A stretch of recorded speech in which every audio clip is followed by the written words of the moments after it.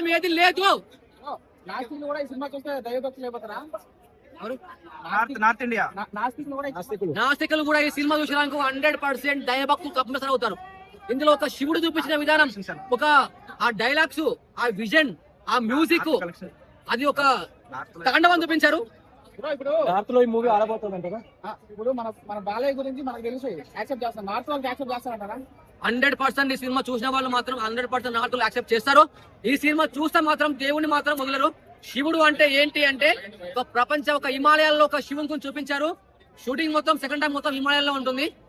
అబ్బా ఏమి సినిమా అంటే, ఈ సినిమాకి తమన్ గారు మ్యూజిక్ కొట్టారా లేదా బాలయ్య గారి యాక్టింగ్ అయితే ఒక మిరాకిల్. అసలు బోయపాటి గారికి గుడి కట్టి తప్పలేదు. బోయపాటి సీన్ గారు మీకు మాత్రం నేనైతే గుడి కట్టా సార్. అంటే డైరెక్షన్ పరంగా రాజమౌళి గారిని మించిపోయిందంటారా? డైరెక్షన్ పరంగా, స్టోరీ పరంగా అండ్ విజువల్స్ అండ్ గ్రాఫిక్స్ ఇవన్నీ చాలా జెన్యూన్ గా అనిపించాయి.